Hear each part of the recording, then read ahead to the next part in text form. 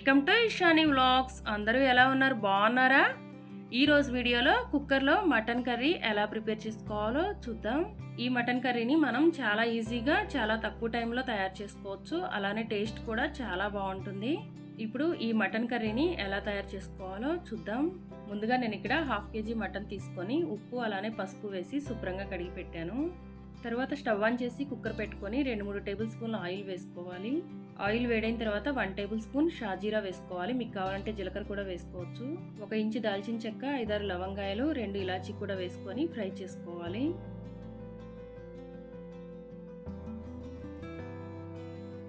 ఇవి మొత్తం కూడా ఫ్రై అయిన తర్వాత ఒక పెద్ద ఆనియన్ ఇలా కట్ చేసి వేసుకోవాలి. అలానే 2 గ్రీన్ చిల్లీ కూడా కట్ చేసి వేసుకోవాలి.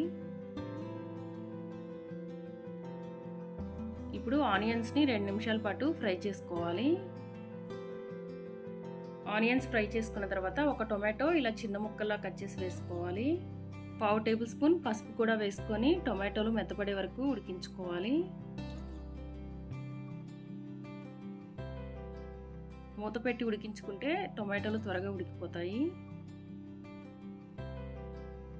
టొమాటోలు ఇలా ఉడికిన తర్వాత ఇప్పుడు ఒకసారి మొత్తం బాగా కలుపుకొని ముందుగా కడిగి పెట్టుకున్న మటన్ వేసుకోవాలి.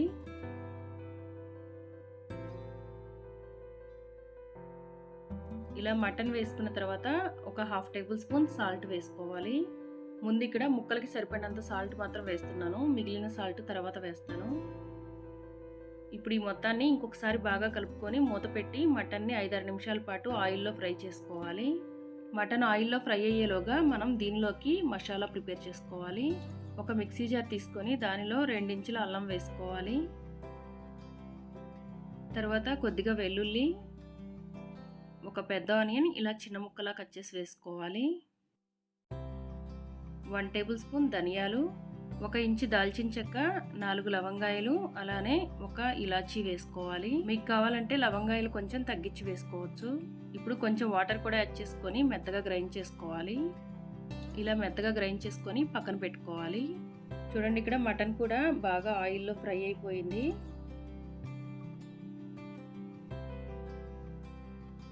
ఇప్పుడు కర్రీ మొత్తం కూడా ఒకసారి బాగా కలుపుకొని ముందుగా గ్రైండ్ చేసి పెట్టుకున్న మసాలా పేస్ట్ వేసుకోవాలి. నేను ఇక్కడ మిక్సీ జార్లో కొంచెం వాటర్ కూడా వేసాను.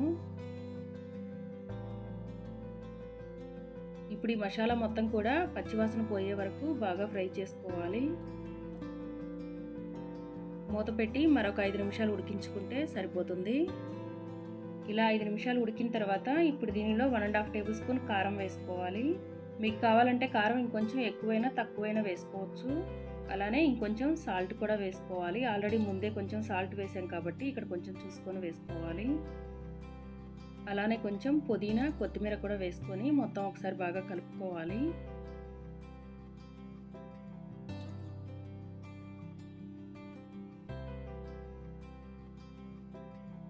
ఇలా బాగా కలుపుకున్న తర్వాత ఇప్పుడు దీనిలో 1/2 టేబుల్ స్పూన్ ధనియాల పొడి వేసుకోవాలి. ముందు మసాలాలు గ్రైండ్ చేసినప్పుడు కూడా కొంచెం ధనియాలు వేసాం కాబట్టి ఇక్కడ ధనియాల పొడి కొంచెం తగ్గించి వేస్తున్నాను. ఇప్పుడు ఇదంతా కూడా 1 నిమిషం బాగా కలుపుకున్న తర్వాత దీనిలో వాటర్ యాడ్ చేసుకోవాలి. నేను ఇక్కడ చిన్న గ్లాస్తో 1.5 గ్లాస్ వాటర్ యాడ్ చేస్తున్నాను. మీకు కావాలంటే వాటర్ కొంచెం తక్కువైనా ఎక్కువైనా వేసుకోవచ్చు.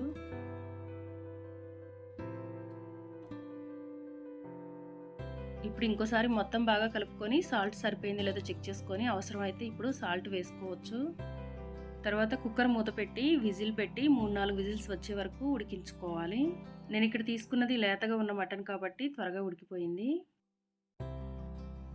విజిల్స్ వచ్చిన తర్వాత కుక్కర్ ఆవిరి మొత్తం పోయిన తర్వాత చూడండి, ఇక్కడ మూత తీస్తున్నాను. మటన్ మొత్తం కూడా పర్ఫెక్ట్గా కుక్ అయిపోయింది.